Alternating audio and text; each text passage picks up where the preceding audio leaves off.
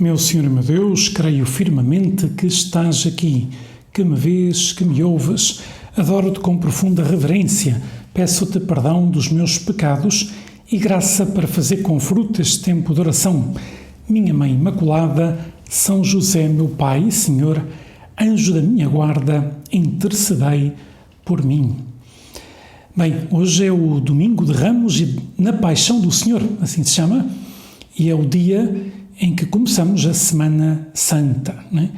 E vamos pedir a Jesus, no começo desta oração, pois Jesus, ajuda-me a viver do modo santo esta Semana Santa, né? Ajuda-me a meditar com calma na tua paixão, morte e ressurreição.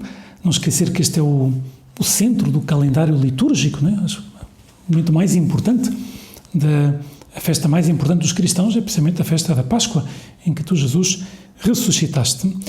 E hoje, a missa de hoje tem dois evangelhos. Um antes da procissão, que é um evangelho breve, que fala da entrada de Jesus em Jerusalém, e depois o evangelho que é longuíssimo, que é muito longo, né? que é a narração toda da paixão, que este ano ouviremos a versão de São Mateus, porque estamos no ano A, e é a maior das versões. Aliás, eu lembro uma vez estar em Roma, na Praça de São Pedro, num domingo de Ramos, no ano A. Era o Dia Mundial da Juventude, na altura, porque agora o Papa Francisco mudou o Dia Mundial da Juventude para o Domingo de Cristo Rei, mas até há poucos anos atrás era o Domingo de Ramos, precisamente o dia de hoje.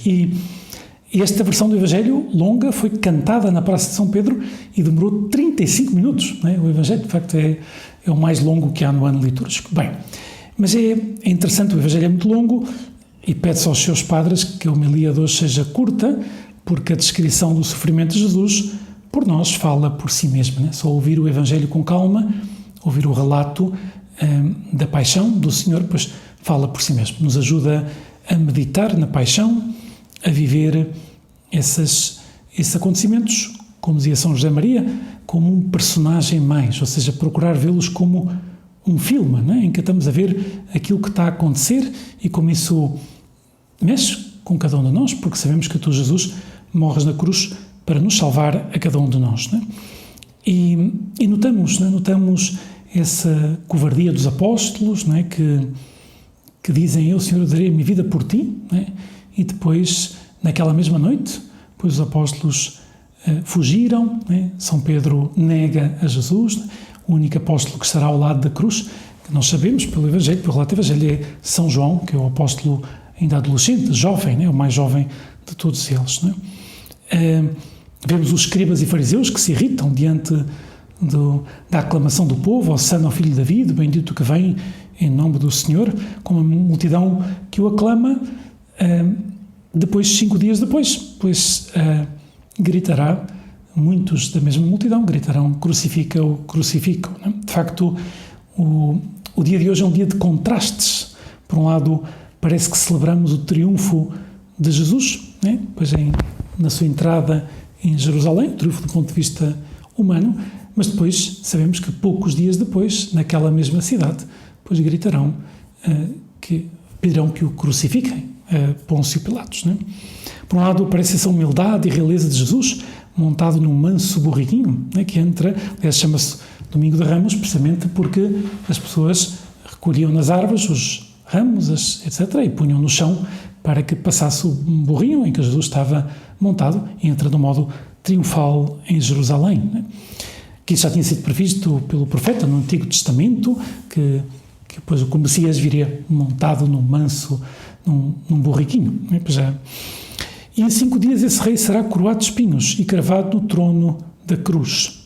Mas 3 dias depois ressuscitou e procurou novamente aqueles que o tinham abandonado. Tão bonito como tu, Jesus, quando na ressurreição, depois da ressurreição, em concreto na aparição Maria Madalena, dizes, vai a meus irmãos e diz-lhes que vão para a Galileia, lá me vereis, como o Senhor chama, como tu, Jesus, chamas meus irmãos, aqueles que te traíram, que te deixaram sozinho, aqueles que prometeram dar a vida por ti e depois foram covardes, como às vezes somos cada um de nós, né? Como que não damos o testemunho, né? Que Deus nos pede, né? Que demos com a nossa vida, com o nosso atuar, etc., com o nosso atuar coerente, né?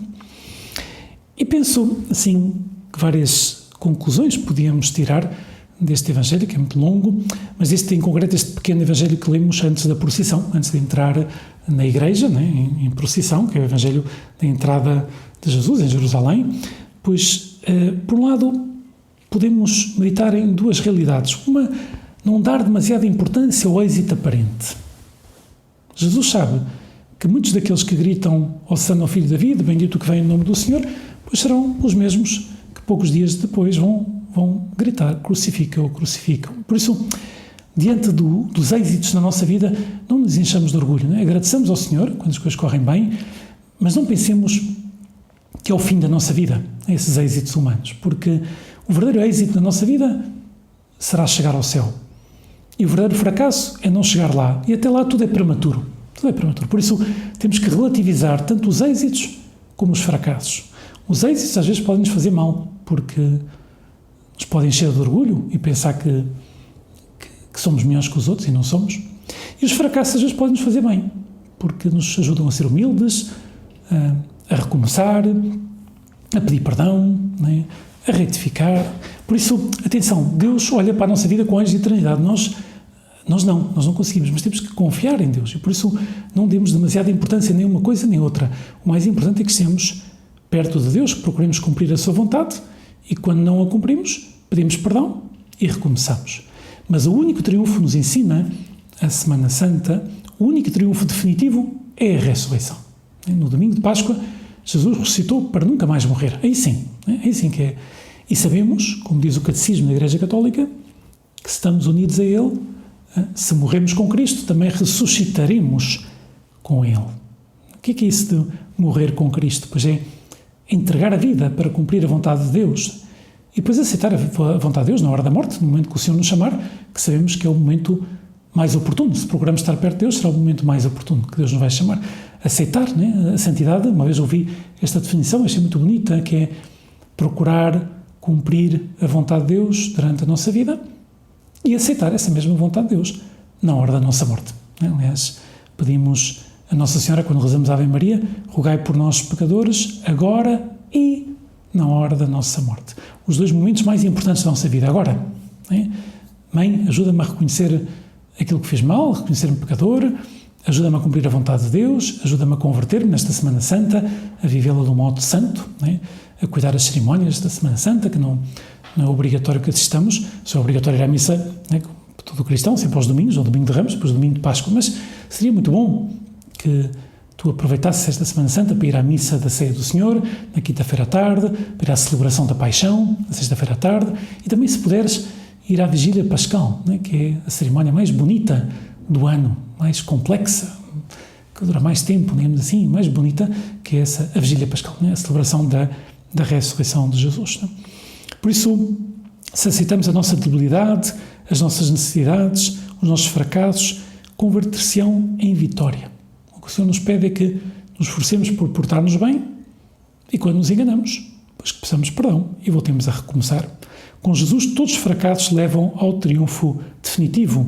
De facto, é isso mesmo. A morte é caminho para a vida. A morte, o morrer para nós próprios, o não viver centrados em nós, mas viver por amor a Jesus e por amor ao próximo. Não é? Isso é caminho para chegarmos à vida eterna. Não é? É interessante que no relato do Evangelho, em concreto deste breve Evangelho que estou a utilizar, este Evangelho que se ouve antes de começarmos a procissão, termina assim: quem é ele? Perguntavam, e a multidão respondia: é Jesus, o profeta de Nazaré. Ao ouvirmos todo este relato da paixão, vão perguntar: Jesus, quem és tu para mim? Da resposta a esta pergunta depende o sentido da nossa vida. Claro, nós não somos cristãos para acreditar que Jesus é um homem especial, um profeta que deixou uma mensagem bonita. Não, nós somos cristãos porque acreditamos que Jesus é Deus feito homem, a segunda pessoa da Santíssima Trindade, que veio à Terra, que encarnou no seio da Virgem Maria, que padeceu pelos nossos pecados, que morreu na cruz e que ressuscitou ao terceiro dia e que vive. Jesus não viveu, Jesus vive. E por isso, Jesus, estamos a falar contigo agora. Né? Por isso é bom respondermos esta pergunta: Senhor, tu és o meu Salvador, tu és o sentido da minha vida. Quero cumprir a tua vontade.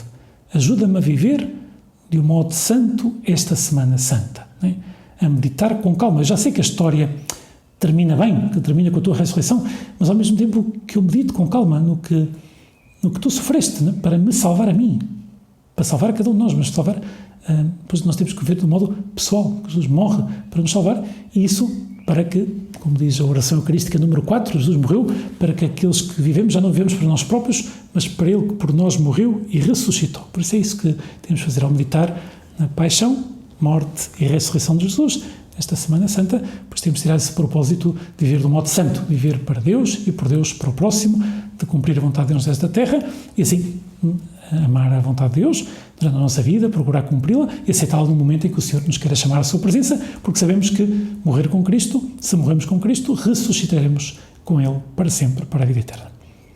Dou-te graças, meu Deus, pelos bons propósitos, afetos e inspirações que me comunicaste nesta meditação. Peço-te ajuda para os pôr em prática. Minha Mãe Imaculada, São José, meu Pai e Senhor, anjo da minha guarda, intercedei por mim.